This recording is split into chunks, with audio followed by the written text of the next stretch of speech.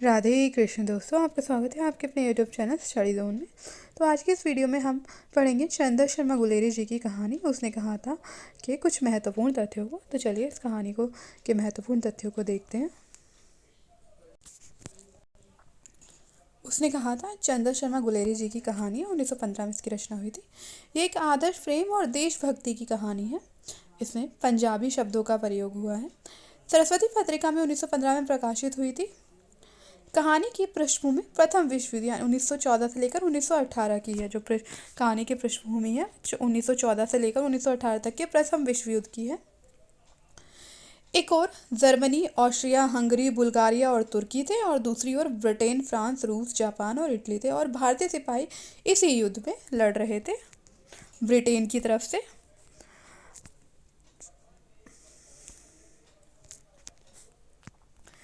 चंद्र शर्मा गुलेरी जी के कुछ अन्य जो कहानियाँ हैं वो देखते हैं। बुद्धू का कांटा 1914, सुखमय जीवन 1911, उसने कहा था 1915। इनके निबंध है मारेसी मोही कुंटाव कछुआ धर्म, ये इनके कुछ निबंध हैं। इनकी जो कहानी है इसका उद्देश्य है प्रेम और कर्तव्य का सुंदर समन्वय कर दिखाना है। इस कहानी में प्रेम और कर्तव्य है उसका सुंदर समन्वय किया गया है।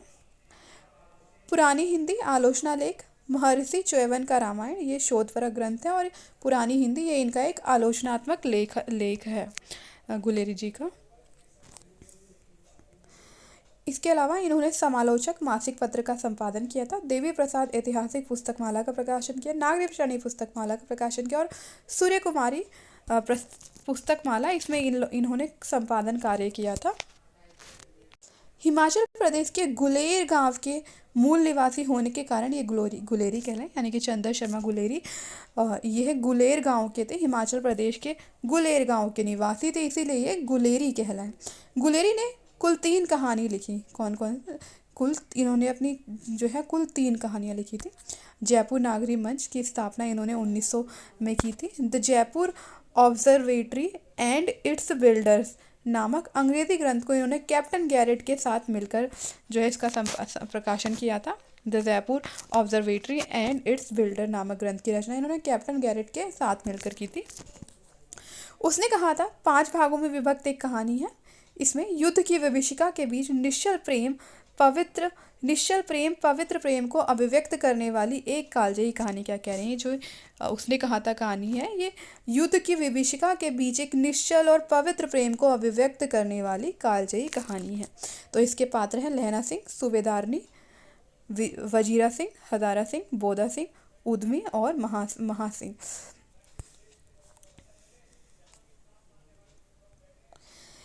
ये इसमें युद्ध की कहानी है, कर्तव्य और देश प्रेम की कहानी है। तो ये जो युद्ध, कर्तव्य और देश प्रेम का जो त्रिकोण है, इसका जो आधार है वो प्रेम है। इस युद्ध, कर्तव्य और देश प्रेम के त्रिकोण का जो आधार है वो प्रेम है। 12 वर्ष के बच्चे लहना सिंह की मनस्थिति की सूक्ष्म अभिव्यक्ति इस कहानी में दिखाई गई है।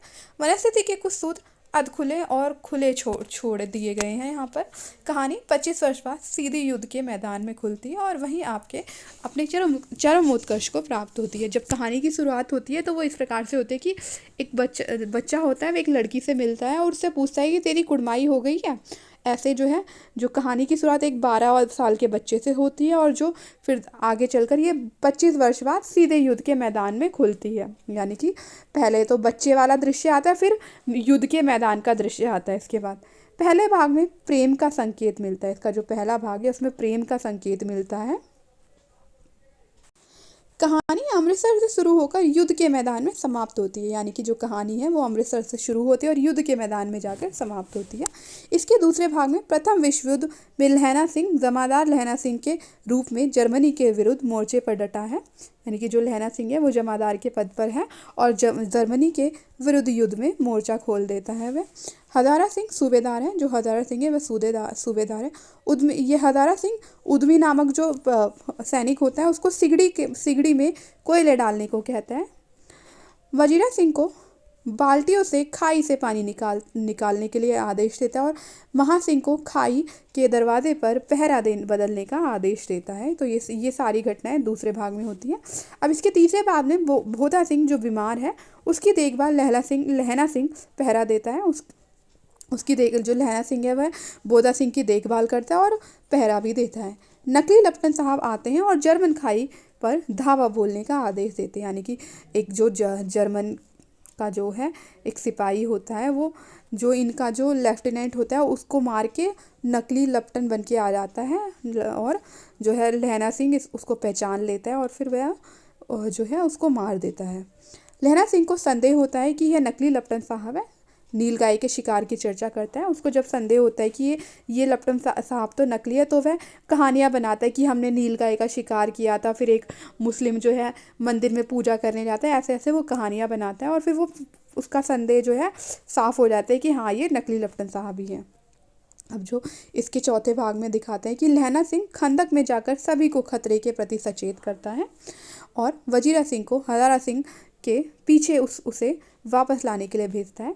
चौथे भाग में दिखाते हैं कि जो लहना सिंह है उसका संदेह स्पष्ट हो जाता है कि ये जो नकली लपटन साहब है वो जाकर सबको बताता है कि जो लपटन साहब नकली है और वजीरा सिंह जो होता है उसको वह हजारा सिंह के पीछे भेजता है, क्योंकि जो नकली लपटन साहब थे उन्होंने इन लोगों को आदेश दिया था कि ये जर्मनी पर जाकर जो है यहाँ पर सिर्फ 10 सिपाही रहे और बाकी सिपाही जाकर जर्मनी के सिपाहियों पर हमला करे। तो यह लहना सिंह वजीरा सिंह को हजारा सिंह और बाकी सैनिकों को वापस लाने के लिए भेजता है। लपटन पर आक्रमण करता है और मार देता है। लपटन से उसे डायरी और लिफाफे प्राप्त होते हैं। जब वह लपटन को बेहोश कर देता है तो उसके पास उसको डायरी और लिफाफे प्राप्त होते हैं। 70 जर्मन की टुकड़ी धावा बोल देती है। लहना सिंह हमले को रोक लेता है। जब वो वाले सिपाही जिनको आदेश दिया था कि तुम जाके जर्मन पे जो है आक्रमण करो, वह उनको लेने के लिए वजीरा सिंह चला जाता है और जो है वहाँ से जर्मन सिपाही यहाँ पर आक्रमण कर देते हैं। तो लहना सिंह और उसके साथ 7 या 8 सिपाही और होते हैं। ये मिलकर जो है इन जो 72 जर्मनों की जो टुकड़ी होती है उस पर धावा बोलते हैं और फिर वहाँ से जो हजारा सिंह को जो वापस बुलाने गए थे सैनिकों को, वो सिपाही भी आ जाते हैं और फिर जो है वहाँ युद्ध होता है और जर्मनी की सेना जो है हार जाती है। तो ये पूरी चर्चा चौथे भाग में हुई है। हजारा सिंह जर्मन सैनिकों को खदेड़ देता है। लहना सिंह की पसली में गोली लगती है। जो लहना सिंह होता है उसकी पसली में भी गोली लग जाती है और उसकी जांग में भी गोली लगती है। 2 डॉक्टर आते हैं। उसने कहा था यानी कि सूबेदार की जो पत्नी थी वह लहना सिंह से कहती है। जो सूबेदारनी थी वो वही बालिका होती है बचपन में जो लहना सिंह को मिलती है और वह लहना सिंह उससे पूछता है कि तेरी कुड़माई हो गई है। फिर वो बोलती है कि हाँ मेरी कुड़माई हो गई है। तो ये सूबेदारनी जो है वो वही बालिका है जिससे लहना सिंह बचपन में मिलता था और उसके प्रति आकर्षित हो जाता है। और फिर तो सूबेदारनी ये वही बालिका है जो 25 साल पहले लहना सिंह को मिली थी। लहना सिंह इस कहानी का जो नायक है वो लहना सिंह है। मुझसे उन्होंने जो कहा था वह मैंने कर दिया। लहना सिंह हजारा सिंह से कहता है कि मुझसे उन्होंने जो कहा था वह मैंने कर दिया है। उन्होंने किसने? सूबेदारनी ने। इसका जो 5वां भाग है उसकी घटनाओं को देखते हैं। इसमें लहना सिंह की मृत्यु हो जाती है।